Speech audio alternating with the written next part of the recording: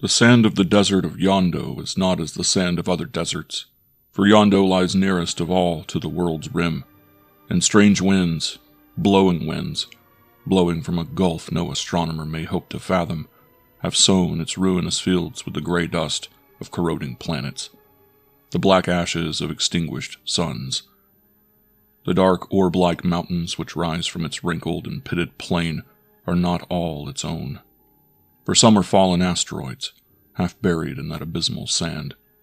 Things have crept in from nether space, whose incursion is forbid by the gods of all proper and well-ordered lands, but there are no such gods in Yondo, where live the hoary genii of stars abolished, and decrepit demons left homeless by the destruction of antiquated hells.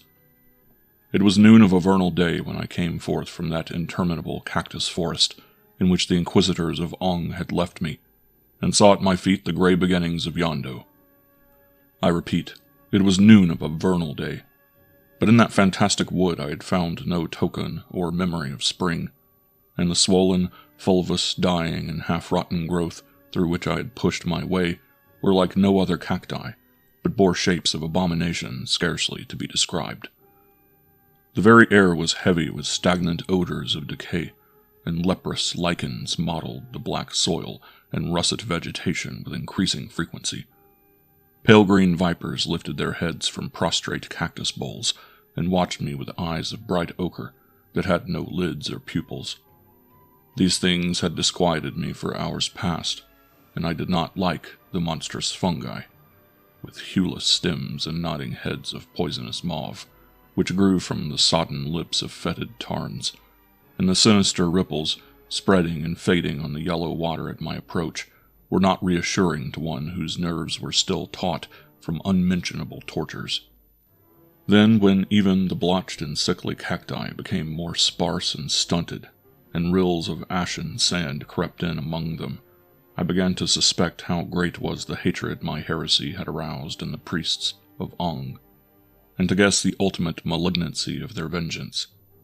I will not detail the indiscretions which had led me, a careless stranger from far-off lands, into the power of those dreadful magicians and mysteriarchs who served the lion-headed Ong.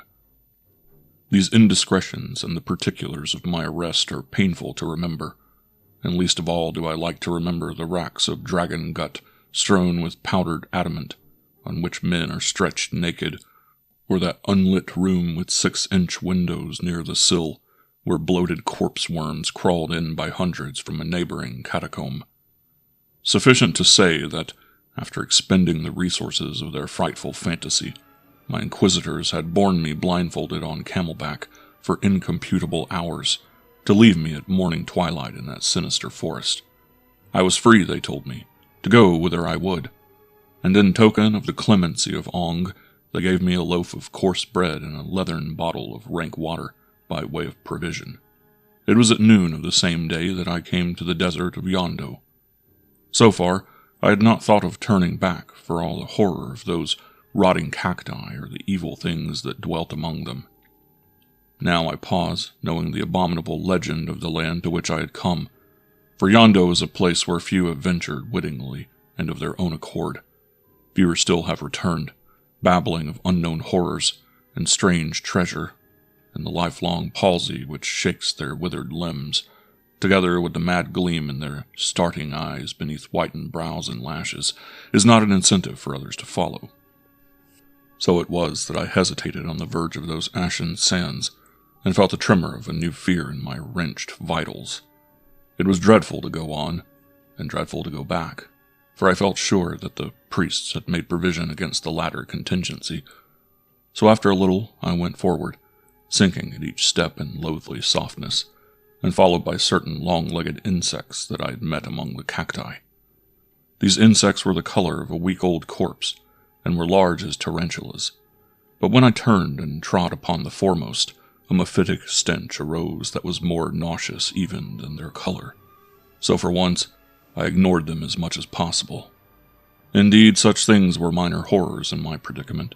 Before me, under a huge sun of sickly scarlet, Yondo reached interminable as the land of a hashish dream against the black heavens.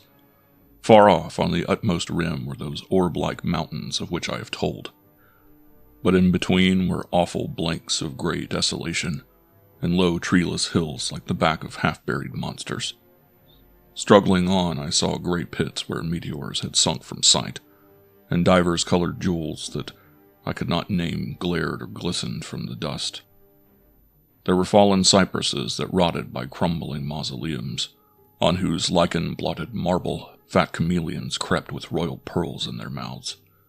Hidden by the low ridges were cities of which no stela remained unbroken, immense and immemorial cities lapsing shard by shard, atom by atom, to feed infinities of desolation. I dragged my torture-weakened limbs over vast rubbish heaps that had once been mighty temples, and fallen gods frowned in rotting samite, or leered in riven porphyry at my feet. Over all was an evil silence, broken only by the satanic laughter of hyenas, and the rustling of adders in thickets of dead thorn or antique gardens given to the perishing nettle and fumitory. Topping one of many mound-like ridges, I saw the waters of a weird lake, unfathomably dark and green as malachite, and set with bars of profulgent salt. These waters lay far beneath me in a cup-like hollow, but almost at my feet on the wave-worn slopes were heaps of that ancient salt, and I knew that the lake was only the bitter and ebbing dregs of some former sea. Climbing down, I came to the dark waters, and began to lave my hands. But there was a sharp and corrosive sting in that immemorial brine, and I desisted quickly, preferring the desert dust that had wrapped me about like a slow shroud. Here I decided to rest for a little, and hunger forced me to consume part of the meager and mocking fare with which I had been provided by the priests. It was my intention to push on if my strength would allow, and reach the lands that lie to the north of Yondo. These lands are desolate, indeed, but their desolation is of a more usual order than that of Yondo, and certain tribes of nomads have been known to visit them occasionally. If fortune favored me, I might fall in with one of these tribes. The scant fare revived me, and for the first time in weeks of which I had lost all reckoning, I heard the whisper of a faint hope. The corpse-colored insects had long since ceased to follow me, and so far, despite the eeriness of the sepulchral silence and the mounded dust of timeless ruin, I had met nothing half so horrible as those insects. I began to think that the terrors of Yondo were somewhat exaggerated. It was then that I heard a diabolic chuckle on the hillside above me. The sound began with a sharp abruptness that startled me beyond all reason, and continued endlessly, never varying its single note like the mirth of an idiotic demon. I turned and saw the mouth of a dark cave, fanged with green stalactites, which I had not perceived before. The sound appeared to come from within this cave. With a fearful intentness, I stared at the black opening. The chuckle grew louder, but for a while I could see nothing. At last I caught a whitish glimmer in the darkness. Then, with all the rapidity of nightmare, a monstrous thing emerged. It had a pale, hairless, egg-shaped body, large as that of a gravid she-goat, and this body was mounted on 9 long, wavering legs with many phalanges, like the legs of some enormous spider. The creature ran past me to the water's edge, and I saw that there were no eyes in its oddly sloping face, but 2 knife-like ears rose high above its head, and a thin, wrinkled snout hung down across its mouth, whose flabby lips, parted in that eternal chuckle, revealed rows of bat's teeth. It drank avidly of the bitter lake. Then, with thirst satisfied, it turned and seemed to sense my presence, for the wrinkled snout rose and pointed toward me, sniffing audibly. Whether the creature would have fled or whether it meant to attack me, I do not know, for I could bear the sight no longer, but ran with trembling limbs amid the massive boulders and great bars of salt along the lake shore. Utterly breathless, I stopped at last, and saw that I was not pursued. I sat down, still trembling, in the shadow of a boulder. But I was to find little respite, for now began the second of those bizarre adventures which forced me to believe all the mad legends I had heard. More startling even than that diabolic chuckle was the scream that rose at my very elbow, from the salt-compounded sand, the scream of a woman possessed by some atrocious agony, or helpless in the grip of devils. Turning, I beheld a veritable Venus, naked in a white perfection that could fear no scrutiny, but immersed to her navel in the sand. Her terror-widened eyes implored me, and her lotus hands reached out, with beseeching gesture. I sprang to her side and touched a marble statue, whose carven lids were drooping in some enigmatic dream of dead cycles, and whose hands were buried with the lost loveliness of hips and thighs. Again I fled, shaken with a new fear, and again I heard the scream of a woman's agony, but this time I did not turn to see the imploring eyes and hands.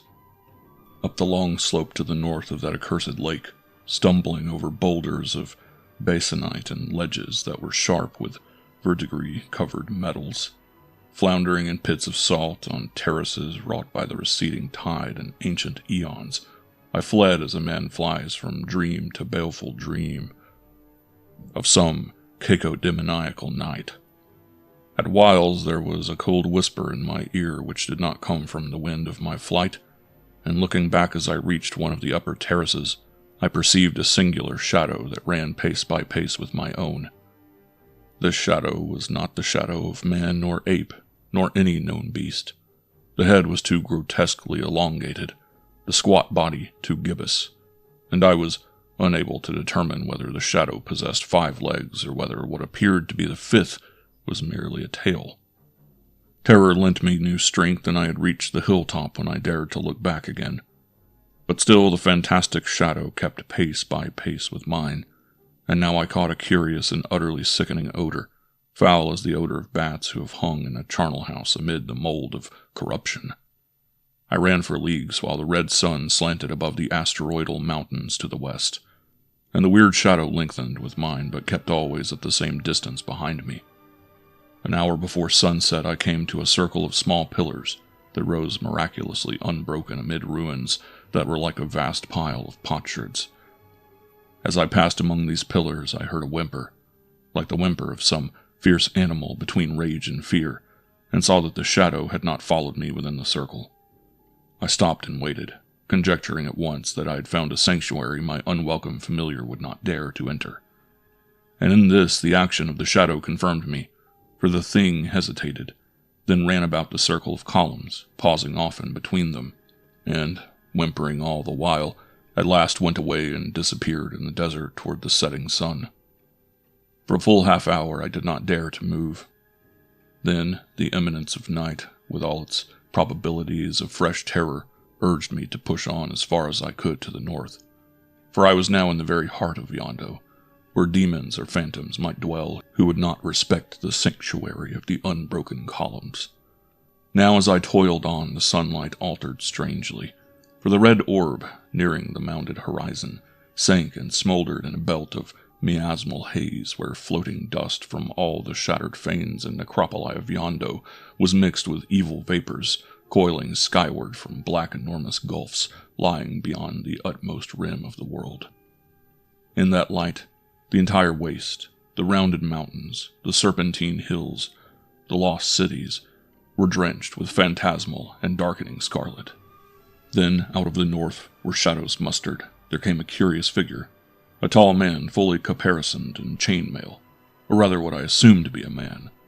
As the figure approached me, clanking dismally at each step on the sharded ground, I saw that its armor was of brass mottled with verdigris, and the casque of the same metal, furnished with coiling horns and a serrate comb, rose high above its head.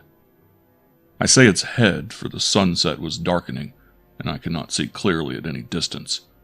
But when the apparition came abreast, I perceived that there was no face beneath the brows of that bizarre helmet, whose empty edges were outlined for a moment against the smoldering light.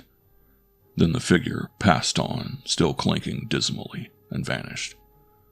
But on its heels, ere the sunset faded, there came a second apparition, striding with incredible strides, and halting when it loomed almost upon me in the red twilight, the monstrous mummy of some ancient king, still crowned with untarnished gold, but turning to my gaze a visage that more than time or the worm had wasted. Broken swathings flapped about the skeleton legs, and above the crown that was set with sapphires and orange rubies, a black something swayed and nodded horribly, but for an instant. I did not dream what it was. Then, in its middle, two oblique and scarlet eyes opened and glowed like hellish coals, and two ophidian fangs glittered in an ape-like mouth.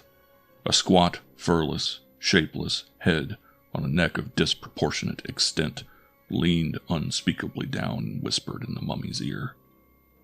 Then, with one stride, the titanic lich took half the distance between us, and from out the folds of the tattered cerecloth a gaunt arm arose, and fleshless taloned fingers, laden with glowering gems, reached out and fumbled for my throat.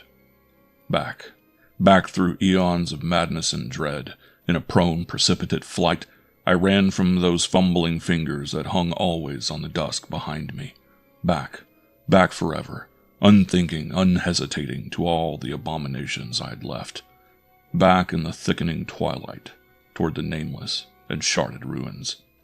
The haunted lake, the forest of evil cacti, and the cruel and cynical inquisitors of Ong who wait my return.